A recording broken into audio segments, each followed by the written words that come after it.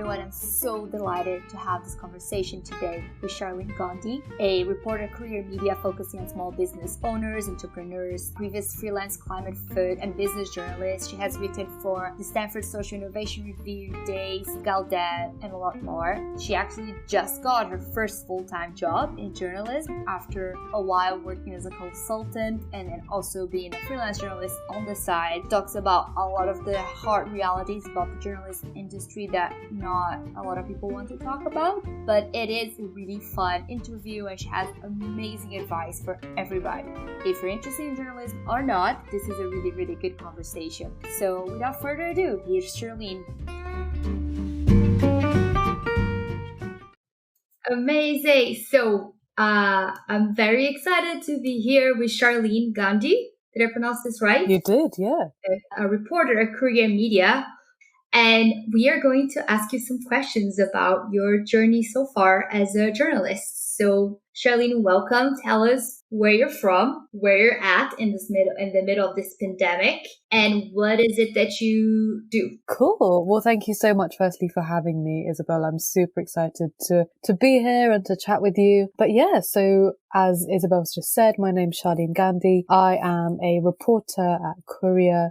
I was born and brought up in London, and after a few stints around the world, I've ended up here. I love it. It's one of my favorite places in the world. And I've just moved house, very excitingly. So I'm in a new little corner of London, doing a bit more exploring and hoping that it stays not super cold for the rest of the year. Likewise, I definitely don't want the cold. I'm good with it the way it is right now. Yeah, that would be fab. I can hear rain out of my window and I'm not enjoying it.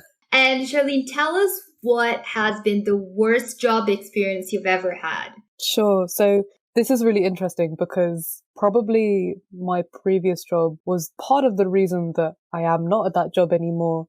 A completely separate issue to that was that I always wanted to be a journalist anyway. So I was trying to get into the journalism space for ages. But prior to this, I was working for a major consulting firm. And in and of itself, I think the consulting wasn't for me, but I'm quite low maintenance in that I can usually do a job that doesn't really speak to my passions, as it were. Like, I don't think that every single job requires you to be super passionate about it. But I think the reason that I really struggled here was because I wasn't being listened to, and to be honest, my mental well-being, my mental health wasn't being taken into account. I was being given work that was stretching, but at the same time it was a little bit too challenging, and I was quite junior in my career. And, just being given almost a little bit too much exposure to the outside world in one go. And I think all of that, coupled with the fact that when I asked to move and to be accommodated a little bit better, I wasn't really listened to. And I think that for me, looking back, has been such a big learning and growing experience in terms of what I should be able to ask from my employers and what they should be able to provide me with. So, that was one of the major experiences that led me to wanting to leave consulting. But, I'm really happy to say that right now where I work, people are so conscious of mental health. They're so conscious of you as a whole person, where I don't feel some companies have quite mastered that, recognizing you as a full human being and recognizing that you have other commitments and priorities outside of your job. Yes, no, definitely. And I'm sorry you had that experience. That's okay. I think everybody goes through it. And to be honest, while I wouldn't wish it on anyone, it has made me a much more stronger and resilient person. And while I hate the use of the word resilience in a work context sometimes, because I think it can be perverted and used in a way that doesn't really mean anything and doesn't take into account somebody's struggle, in my life in general, it has made me a much more resilient person, and it made me know what I need to ask for, really. That's great. So let's start from the beginning. So from what I know, you studied marketing in university, right? Correct, so yeah. Did you, at the time, wanted to be a journalist? How was your path in terms of choosing what you graduating, and then getting your first job? Sure. So it starts way before I even went to university. So I grew up reading and writing a lot, and in the early days, it was very much creative writing, poetry. When you're younger, you have that creativity that comes to you a bit more inherently than when you're older. But I think I realized very early on in my life, when I was still in school, that I wanted to write full time. And whether that was as an author or as a journalist, I didn't mind in what capacity, but I knew that my art was writing. Now, I think everybody sort of has a bit of a reality check. Maybe it comes at different times, but it comes generally between late teens and like early 20s. And I think I sort of had a reality check when I was applying for university, and I thought, is there a future in journalism? And it really scared me at that point, which is surreal because I was 17 and already thinking about, things like financial stability, which I think actually a lot of people from immigrant families are inherently thinking about that kind of thing. So whilst at the time it didn't feel like the right decision to make, I do recognize that there were factors that, ingrained in the way that I thought that meant that I chose to do something at university that wasn't directly related to journalism. So with that in mind, I went to business school. I was okay at it. I was very good. I did enjoy my time. To be honest, what I took away from going to business school was probably that I didn't really want to work in big business, which I think a lot of people our age are taking away from those sorts of experiences now. But I do really like business in and of itself as a concept. I like this idea of people making something of their own, making something that they're passionate about, and, these projects that people are working on day in, day out, which take the form of a business, I think is really inspiring. And, in a roundabout way, that has led me to getting my job at Courier, because Courier is a specialist publication where we look at entrepreneurship and small business. I wouldn't have been able to do the writing that I'm doing today had I not gone to business school. So, in a roundabout way, it all worked out really well for me. But I think there's definitely a takeaway in that, in having a specialism when it comes to the type of journalism that you want to do sometimes can serve you really well. Sometimes there's a debate about whether or not you can be a generalist or a specialist. But in my experience, the more and more I've found opportunities is when I've been approached as a specialist journalist on a specific topic. I think when you're a generalist in this space, it tends to become very challenging to find work because you're just competing with a much larger pool of people. Did you find it stressful to start, writing for anyone at the beginning? Did you suffer from any imposter syndrome or confidence crisis? Oh, hugely. Yeah. I mean, I think everybody does and I think this is anybody who has a creative outlet. It's so personal that at the beginning, it always feels like you're exposing part of yourself when you're doing it to make money. So yeah, I absolutely did have a lot of imposter syndrome because, like I said, when I was younger and writing, it was a lot more creative. And I thought, I don't have any journalists in my family. I don't have anyone working in media. I don't have anyone working in arts. Who do I go to? But the more and more I found people, specifically women of color, on Twitter who were, really, really carving a path for themselves in journalism and in media, the more inspired I was that it was possible. So yeah, and I think, imposter syndrome is very natural, and I still get it day in, day out. I've not been at Courier for very long. And whilst I enjoy my job greatly and I think I'm okay at what I do, it's still that niggling thought in the back of your head that's like, what could I do better? So, you sort of have to address that thought, I think, but know that you're in a position that makes the best use of your skills at the time. I think those are all really good advice. And it's funny because I actually was very lost growing up in terms of what I wanted to do. Because again, like you, I didn't have a lot of people working in creative industries to rely on in terms of role models. One of the things that I thought I wanted to study was journalism, and my parents were very against it because they thought it was better to be a specialist in something and then learn how to write about it. In the end, I'm obviously not a journalist. It's interesting that you had that advice as well, or like that insight of what to do.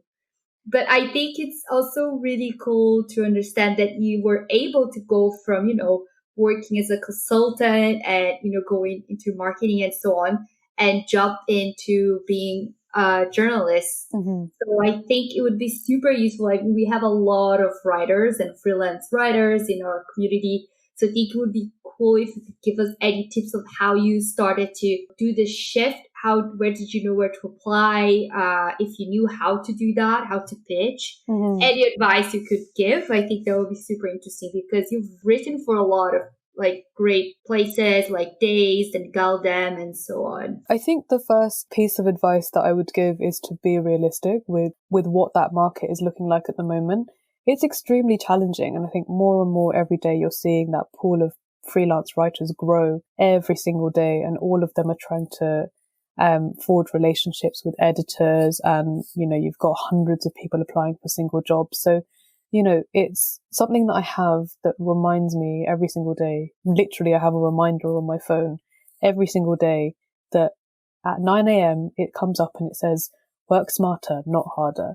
Because a lot of time when you're in the freelance journalism space and pitching, it becomes a quantity over quality situation. People think that if you pitch constantly every single day, then you're bound to get a commission. If you try to apply this to any other part of your life, you'll notice that the quality of what you do decreases drastically. So what you're better off doing is making sure your pitch is incredible, making sure that you've highlighted why it's important now, why you're the best person to write it, and make sure that goes out, and make sure you sit on that for ages. You want to make it as good quality as possible.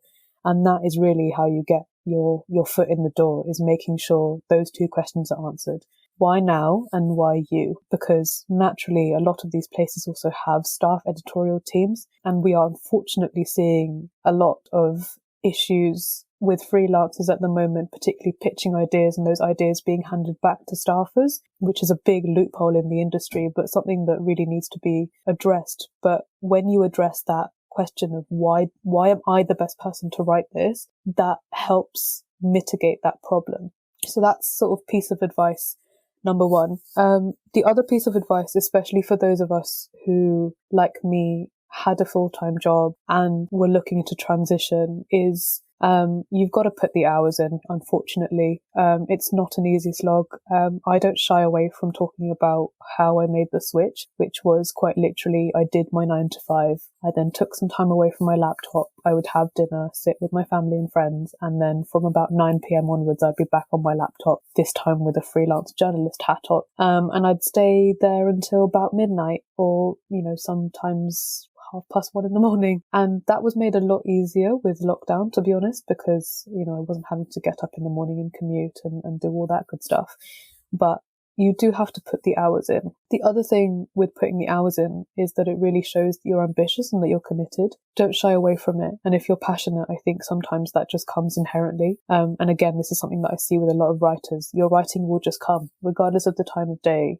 If you allow yourself that routine, it will just come. That's not a very pretty piece of advice. I completely get that, but I certainly would not have got my job without it. So yeah, I think those would be my main two pieces of advice: is why now, why you? Make sure that's in your pitches, and put the hours in. We are looking for real life advice. I mean, I think we all want the industries that we're working to change or become better, but it is something that we need to understand, like the limitations of where we work with. Of course, I would like for all arts internships to be paid as well, but I'm not going to change that just by pretending that is not a reality, Yeah. So I appreciate your candor about it.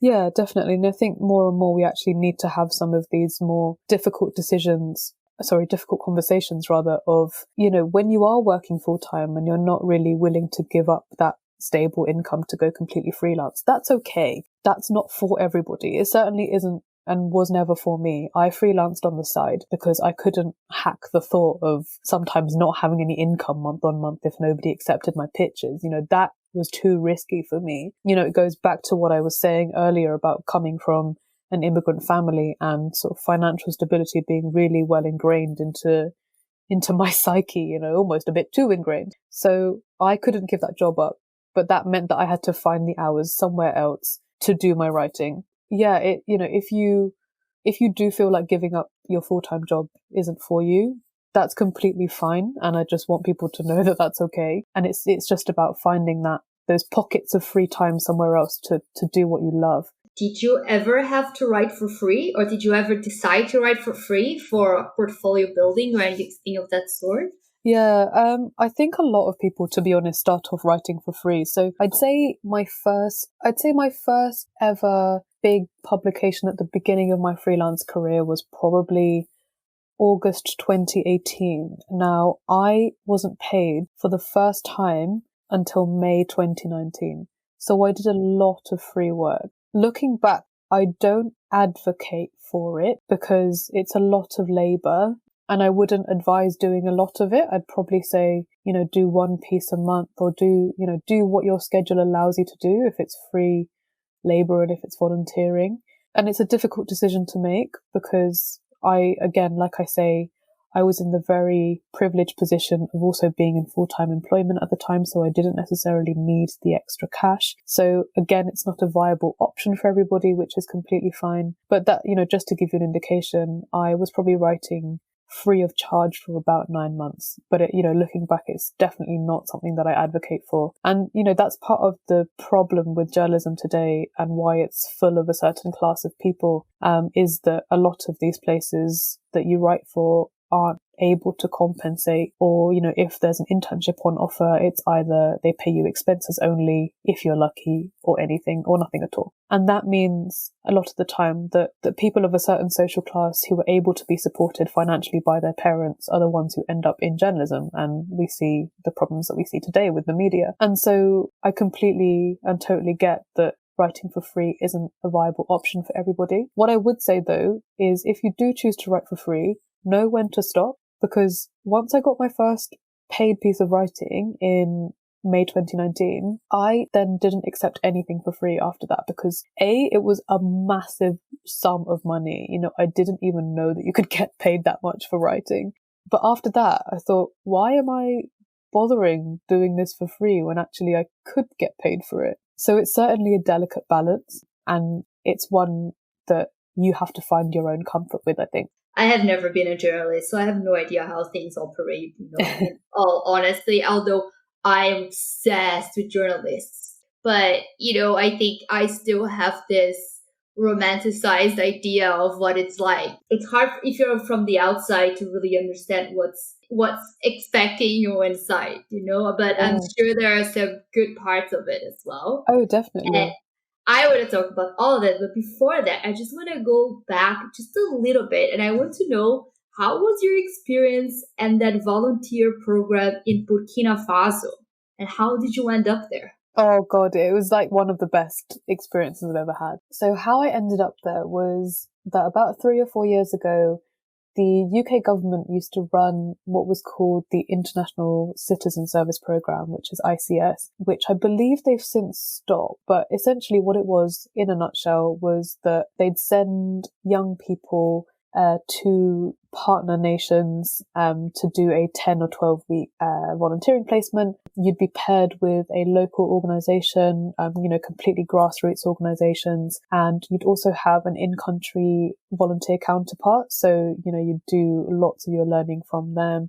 So, it was a phenomenal experience. At the same time, looking back, I really do recognise that it perhaps had its flaws in that, we as Western people got to go over and spend 10 or 12 weeks in these countries that are often exoticized and, fantasized about. And those people didn't get the opportunity to come here and see how our lives were. And I often do now think about the continuity of those projects as well, with people coming every 10 or 12 weeks. You've got a fresh batch of volunteers coming. I do wonder whether that is actually serving much good. But when I compartmentalize and sort of put all of that aside, it was incredible. And I think the reason that I loved it so much was because there was just this real warmth to the people there. And it's interesting because a lot of people who come from non-Western cultures, I think, share this perspective where you sort of live between two very different cultures. And generally Western, European, American cultures are a bit more reserved, a bit more individualistic. And then you've got, everywhere else in the world that's just so community focused. There's the line between blood relations and community is just non-existent. Everybody is family. So I definitely have that that side in me because I come from a huge Indian family and I was like brought up around all of them. So I just like adore this idea of fierce community. And I think that's why I loved being in Burkina so much was, we were literally in the middle of nowhere for 10 weeks, but I, made such good friends with all the women there because I was one of the only volunteers who could speak fluent French. So, I was just like, everybody was my mum and it was great. I loved it. And they loved having me around because I was able to speak their language metaphorically. I was able to speak this language of like fierce community and saying hi to everybody, where some of the Western entrepreneurs perhaps were a little bit more entrepreneurs. That's not what I meant. Volunteers. Some of the Western volunteers were perhaps a little bit more reserved when it came to that. Yeah, that's interesting. And I know you said about when you pitched to write about why you're the person to write about something.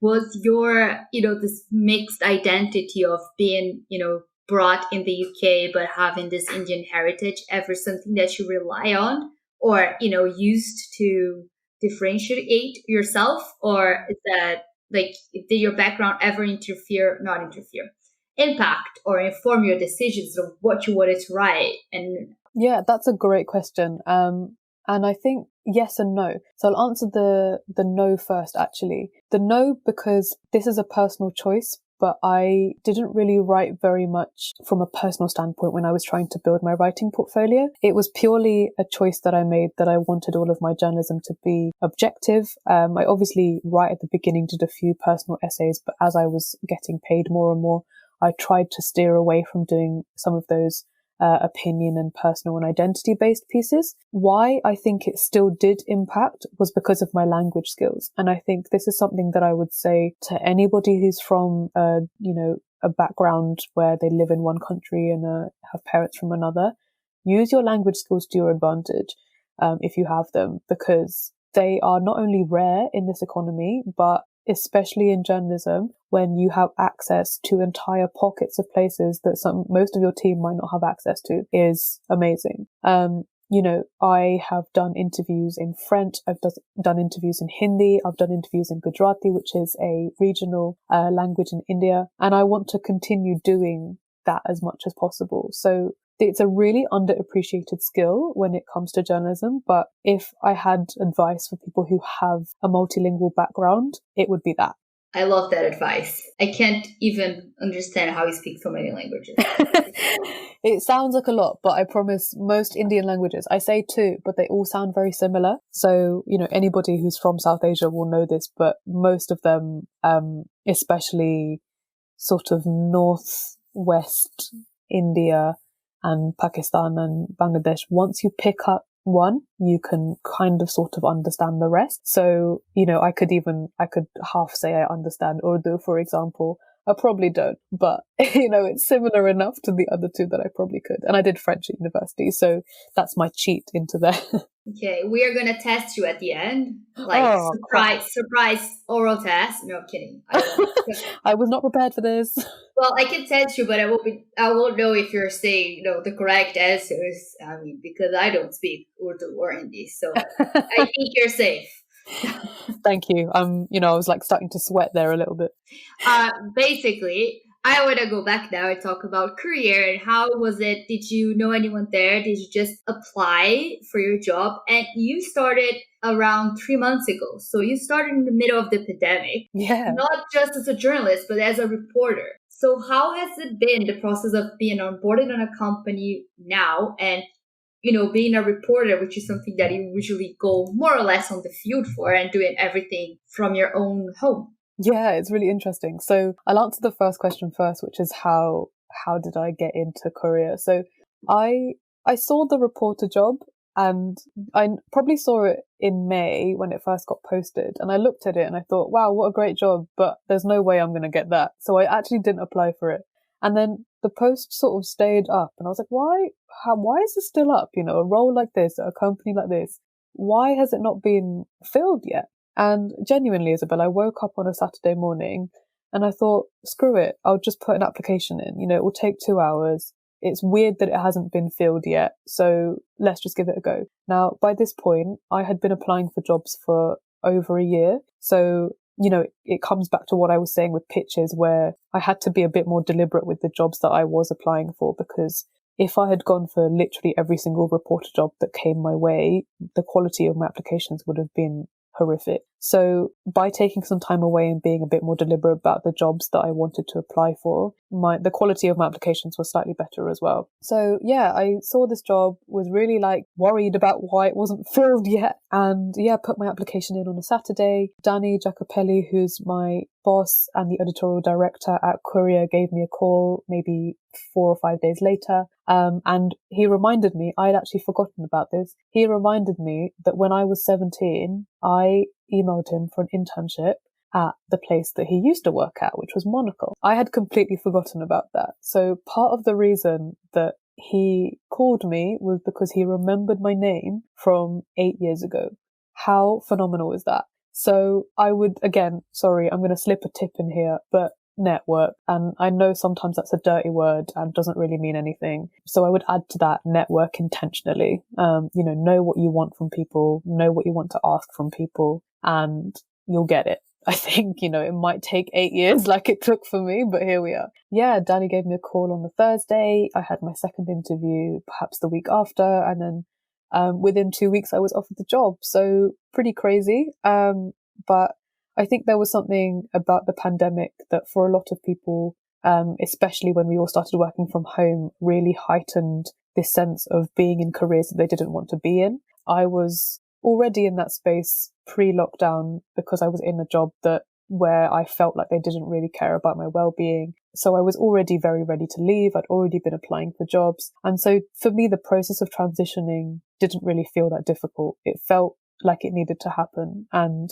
I felt relief. I felt relief and I felt excitement, and I felt like things were slotting into place. So yeah, it's been wonderful. The last 3 months have genuinely been a dream come true, and the whole team know this. I literally have wanted to be a journalist since I was 11 years old. So I literally use the word dream come true. And I mean that in the truest sense of the word.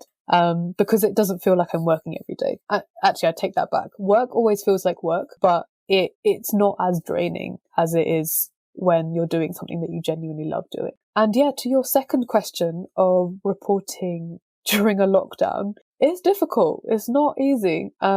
So a lot of the time, obviously, I'm on Zoom, I'm on video calls, I'm having to prep in advance for interviews. I'm spending a lot of time Googling and researching, where before, like you say, I would have been in the field and sort of stories would have come a bit more naturally, would have been going to events, so stories would have come a bit more naturally, and would have been traveling. So again, stories would have come naturally. So, a lot of time is being spent on research, desk research. And I think the difficult part when you're reporting remotely is finding compelling angles and compelling stories. Because sometimes when you are exposed to things in person or in non-lockdown times, the angle of the story comes a lot quicker and a lot easier to you. I think when we're all at home and, you're somewhat starved of inspiration when you're at home as well. You're not getting external stimulation, you're not having conversations with people, you're not just seeing things on your walks that spark your imagination. I think especially in creative and media and arts industries, you're very much at risk of regurgitating the same content and reproducing the same narratives as other people, and in our case, as other media platforms. So we constantly have to ask ourselves this question of, what are we saying that's new? What are we adding to the discussion? And, this is something that I would also encourage a lot of young journalists to do, is A, read all the time, and B, know where the holes in that narrative are and try to fill them. And always ask yourself, what are you adding that's new and why does it need to be heard? I feel that from reading the news that I feel like most media outlets get stuck into a loop. Everyone thinks like this now, so this is how we're going to report the news. And then things change and then everyone reports things in the same way. And you're like, surely someone is missing, some point or something, especially when it comes, I think, to scientific-ish things. Yeah. There's a lot of holes in it. And yeah, but I'm really fascinated by it because I think at this day and age, the news cycles so fast that it can be really difficult for you to have this moment to even step back, talk to someone else, and, put yourself in a position to listen to other voices and think about things in a different way. I think that is challenging. I mean, I don't know if I know how to do it, to be honest. No, that's exactly it. It takes creative thinking, and creative thinking doesn't come easily or quickly. And the news cycle is immensely quick. And I don't even work at somewhere that produces content daily. The most frequently we produce content is weekly. And even then, with everything else that we've got going on, it's a lot. It takes time to step back and constantly ask yourself, what are we adding to this narrative? Now, that's one angle of it. The other angle is that a lot of major media companies are obviously run by rich white people, which is no surprise. But that is part of the reason that the narratives are the way they are, because you've got people in an editorial team who just think a certain way. And, it comes as no surprise that people hire people who look and think and talk like themselves. So you've just got this constant cycle of people who think in a very similar way feeding the world's media. And that's what leads to a lot of really damaging narratives. And something that's really important when we think about news and media is not just how things are reported, but what things are reported in the first place. And it's something that's called agenda setting. And it's a term that I came across when I was studying abroad in the States about 5 years ago, and it's never left my brain. Because if you think about a half-hour news slot and they need to, somehow get 6 5-minute stories into that half-hour news slot, what 6 stories they choose, how do you decide that? So, inherently, a lot of the time we see things like climate change get sidelined. We see things like, protests by indigenous communities get sidelined. We see all this positive news get sidelined quite a lot because we continue to pander to narratives that feed a popular vision of what the world is. And, a very real example of bad and unethical reporting and agenda setting was when reporters from a couple of major news corporations went out in boats a couple of months ago into the Mediterranean Sea to film migrants trying to cross the channel in dinghies. Now, A, you're going out there sticking a camera in these people's face, and B, you're on a boat that is perfectly safe while they're in a dinghy and you're having an interview with them.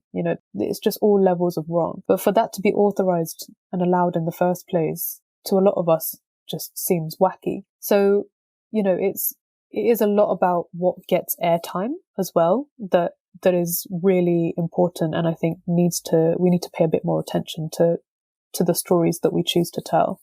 That story of the migrant interviews, that was horrendous, and it's so inhumane, isn't it? That I remember at the time I watched it when it first came out, and I thought something seems really off about this. The fact that you are in a boat, you're wearing a life jacket, and you're watching these people who have a tendency to pass away making this journey, and you're thrusting a mic in their face. What has to go through your head to allow yourself to do that? And, I don't want to only hold those journalists to account, because it's a whole editorial team behind them who allowed that to happen. So it's really inhumane. And I think, unfortunately, a lot of media, mainstream media at least, still functions on these narratives. And, you've got everything that has happened recently at the BBC where, they've put the wrong person's photo on to describe somebody else, and more often than not it's a black person that they've failed to source the right photo for. And at an organization like the BBC, where that really shouldn't happen at our national broadcaster. A similar thing happened at The Guardian, which, again, major newspaper. But it just goes to show, doesn't it, that in those chains of approval there is nobody who knows, what kinds of damaging narratives these are. And I just think it's really shocking. But that's another point to make in terms of media and journalism and trying to break into the industry, is that what is happening now is perhaps because of quotas or because of pressure to hire more diverse newsrooms.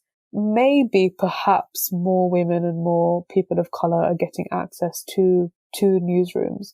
what is a new phenomenon that's now taking place is that these people are failing to then get managerial and editorial and directorial roles, which are critical because that determines things like the stories that get told and the tone that they get told in. A lot of the time, journalists on the floor don't necessarily have that much of a say in how things get told. It obviously depends on the size of the media organization.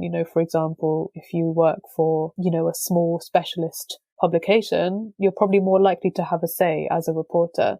If you work for a major news corporation, the likelihood that you're given a very specific brief and you just have to go and report is probably much higher. But when you don't have those diverse faces and opinions and perspectives in directing roles, then you continue to get this narrative perpetuating. So whilst it's all well and good to have a diverse newsroom, you need those diverse people and voices to be spread right across the managerial ladder. Absolutely. I think one thing that I really would like to work on with our program, even if it's on a small scale, is that it's not just about, people who are beginning their careers, but helping people who feel stuck to progress, because that's absolutely right. We need to have people at all levels, from within to change that. And it's not going to be overnight because, there's a lot of specialist, I guess, websites and so on. But of course, the mainstream media is still very much dominated by the same sort of narrative, maybe a two-side narrative, but, it's still made by very similar looking people, right? Yeah, for sure. And I think that's why these conversations about imposter syndrome are so valid and we need to continue to have them. Imposter syndrome comes and goes. It's not just something that you have at the beginning of your career or in your early days as a journalist or as a creative. It comes and goes. And I think it actually, in adult life, comes more and more when you go for promotions and when you go for new jobs or when you have a career change, as you feel this intense sense of feeling as though you don't deserve it. So not only do we need to have imposter syndrome conversations with people who are starting out in their careers, but it's so important to continue to have those conversations, especially with women all across the age spectrum.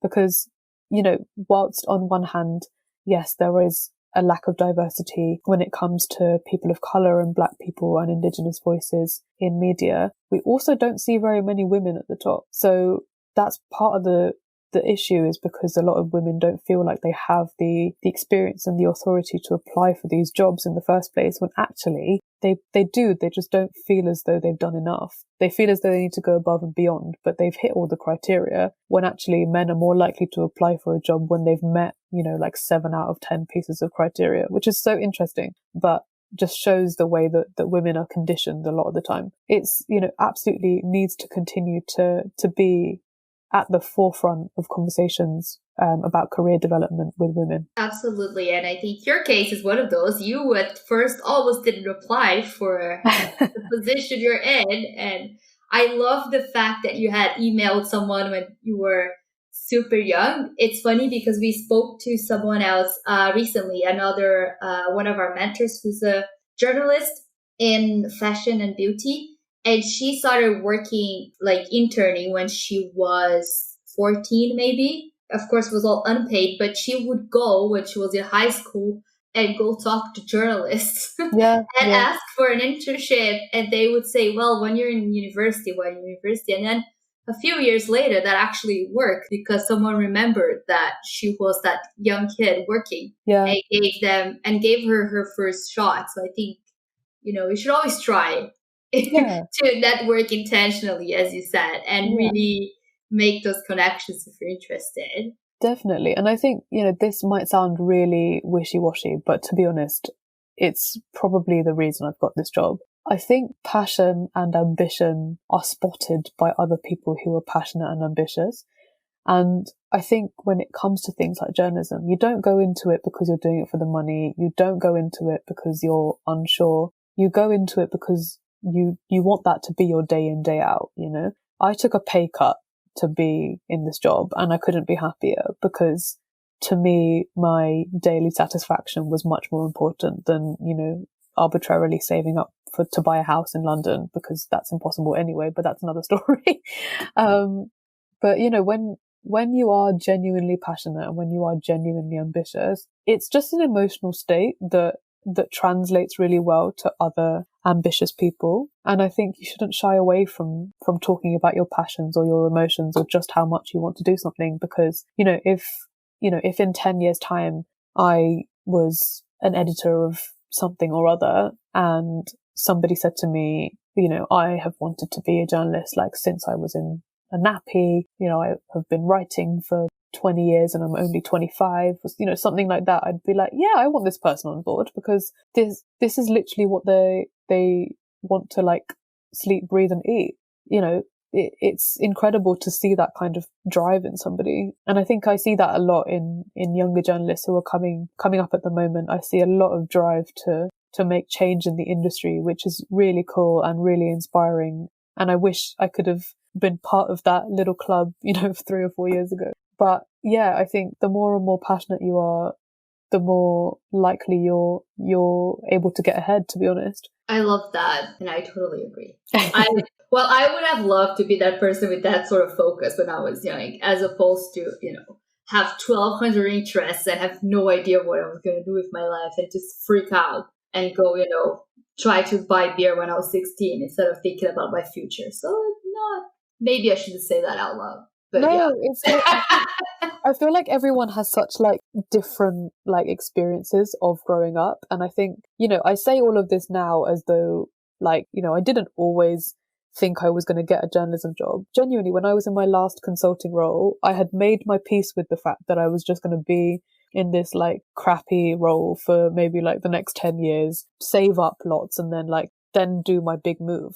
Genuinely, I had that path mapped out in my head because I just wasn't getting anywhere with my job applications. So at some point, I think some part of you does start to give up. And I think that's completely natural because there's only so much rejection that people can take. So, after like 12, 13 months of constantly applying for jobs, I was like, I'm not really getting anywhere with this. So why am I bothering? So in my head, I was like, do you know what? I can do this mediocre job for another like 7, 8, 10 years and then we'll see, Maybe by then I'd planned it to the point where I was like, maybe I'll go on maternity leave and maybe I'll become a journalist then. There's all this like stupid hypothetical stuff that like was so far into the future. So, like on one hand, while I would like to say hard work and passion and ambition and all that stuff gets rewarded, I also recognize that it doesn't always get rewarded, because also we have to accept the reality of the media and creative and arts industries also just not having that many jobs in them. So, the proportion of people wanting those jobs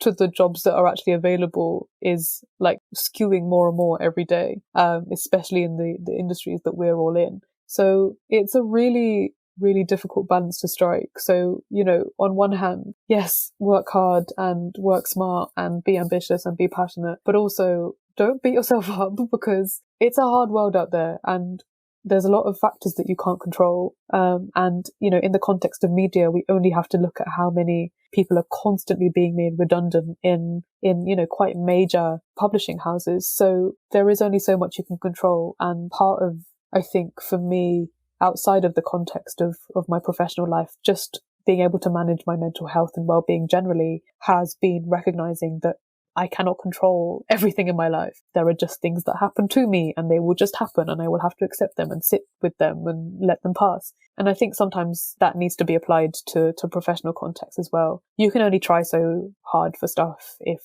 you aren't being given the light of day. And I think that's another reality check for us. I feel like I've given a lot of reality checks today.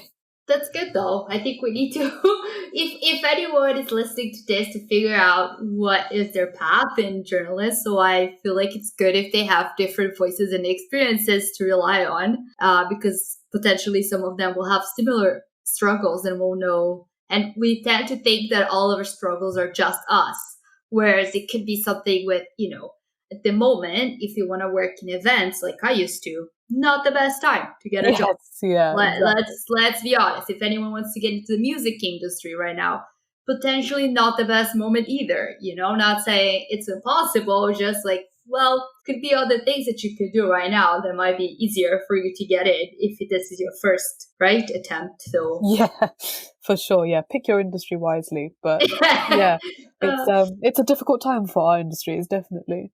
Yes, but if any industry can get out of this, it should be the creative industries because we are the most creative. Yeah, we're already used to really bad salaries, so I guess. Yeah, we don't need a lot. Well, we don't, just literally just some pay will be great. At this point, I feel like if you can buy like an inflatable tent in London, you're already winning, you know. Honestly, like that, I think that was part of also recognizing that some of my arbitrary financial goals wouldn't be met. There's a big thing in Asian or Indian culture specifically about, owning property and not renting from people. And I think that had sort of like seeped into my brain a little bit, that, I wanted my first place that I moved to be somewhere that I owned. You can't really do that when you've taken a pay cut. So hilariously, straight after starting this job, I've actually also moved into a new flat. So I'm like breaking all the stereotypes right now, but it's all good. It's all fun because buying in London is just, it's not going to happen, basically. Never going to happen. No, that's a difficult problem to tell. I'm not even going to try to solve that one. But since we're starting talking about good things, I want to know, you've been at Courier now for a few months. Has there been any stories that you really loved working on?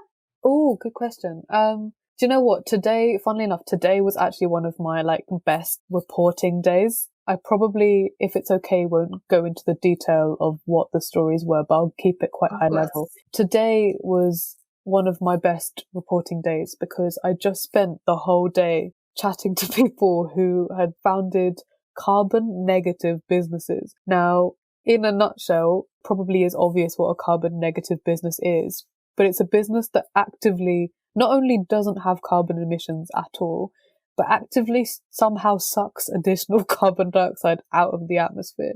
They're not like these heavy, geeky, techie industries. It's like food and drink and, beauty and skincare and, this completely new way of working and manufacturing and building products that is carbon negative. Sorry, this sounds so geeky, but this is the kind of thing I love. Yeah, I'm obsessed. I can't wait to read this. When is it going out? Because we're going to put your podcast the same day it comes out because I'm really desperate to read this now. That sounds fascinating. I mean, I'm all the annoying climate stuff, I'm plant-based, all the things. Same. I before Courier was a climate writer. So this kind of stuff just like gives me so much energy. So this is actually going to be part of our next print issue that comes out at the end of November, which is our last issue of 2020. And obviously it's a lot of obviously reflecting on how COVID has shifted the landscape for small businesses and the self-employed economy, but also looking ahead to 2021, being optimistic in terms of some of the opportunities that have arisen as a result of COVID, but also, recognizing that being a small business owner in these times is extremely difficult. We're not shying away from talking about the fact that a obscene percentage of small businesses have had to close their doors over the last few months. And that's not a position that anybody wants to be in because, over 95% of our economy is made up of small businesses. So yeah, this will be in our next print issue. That's super exciting. I love that. Can't wait to read it. Me neither. And Sharlene, I promise I'll let you go. And I was going to ask this question at the beginning, but I got carried away.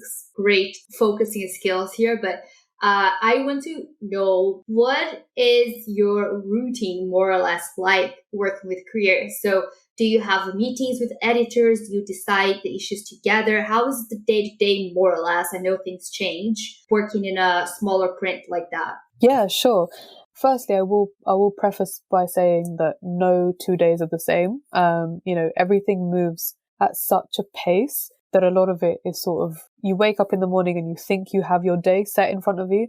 You probably don't. So, it's getting used to that uncertainty is part number one of building a routine. But one thing that I found quite, I guess, surprising, but looking back, it sort of makes sense, is you never stop pitching. You are, as a reporter, despite working super closely with my editors who I love, I'm still pitching to them. I'm still like fighting for space about why I think this story matters and why it adds to this conversation, and why it matters to small business owners who are the vast majority of our audience. So I'm constantly pitching, and I think I'm getting better and better at it. And I think it just comes back again to practice makes perfect, right? So my day to day generally is a lot of speaking to my editors about stories that I found that I think deserve a place, either in our email or in our newsletter or in our podcast or in our print, like you name it. I'm trying to find homes for these stories. And a lot of our day to day really, which is really interesting because I think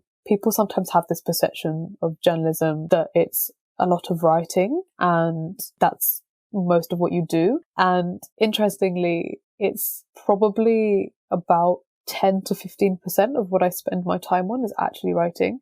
A lot of my day genuinely is spent in like deep research internet rabbit holes trying to find good stories. So I would say I probably spend about 3 to 4 hours a day doing that. And then the rest of the time I divide up with just speaking to people, which in normal non-pandemic times would have been me going out into the field and going to events and, speaking to people face to face.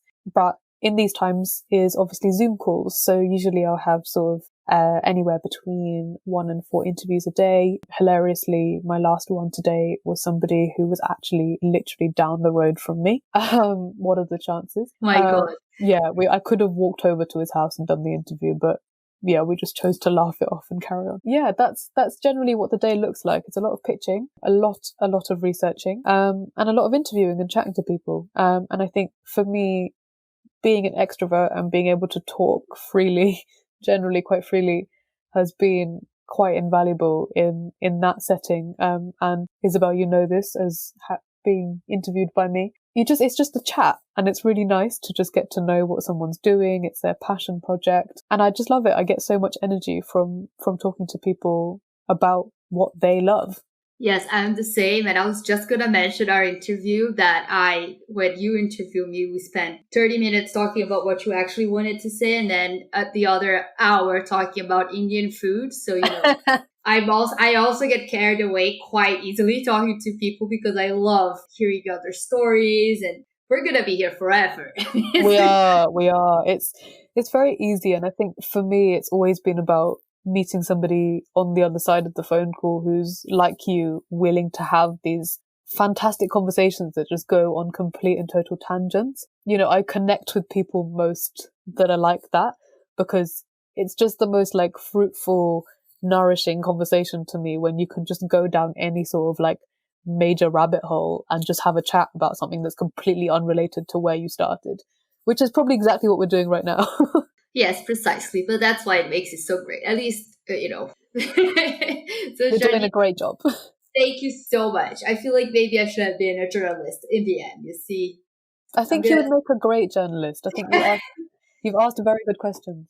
Thank you. So guys, this is it. This is the end of our networking. I'm never coming back. I'm just going to be Sharlene's assistant. That's it. I will take you on. I'll let you know when there's a job opening. Apply immediately.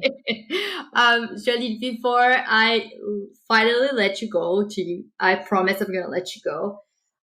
What is one piece of advice you like to either give your younger self?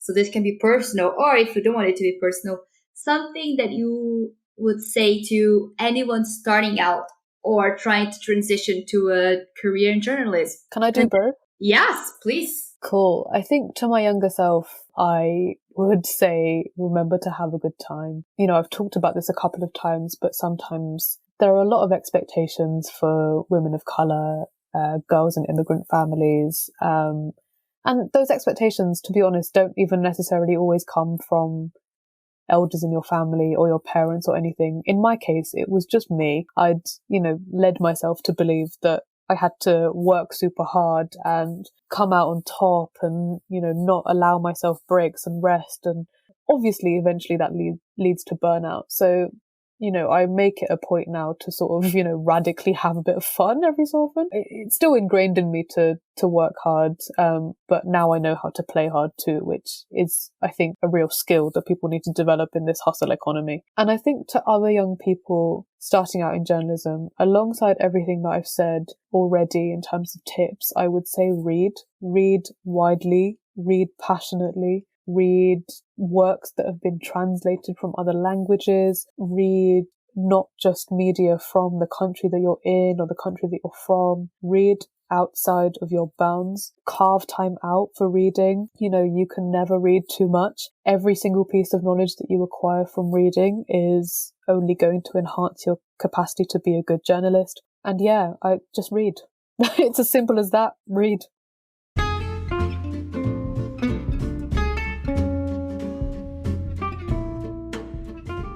Thank you for listening to the I Like Networking podcast. Please remember to share, subscribe, and review the podcast so that more people can find us. All the information discussed on this episode will be on the show notes. See you next time.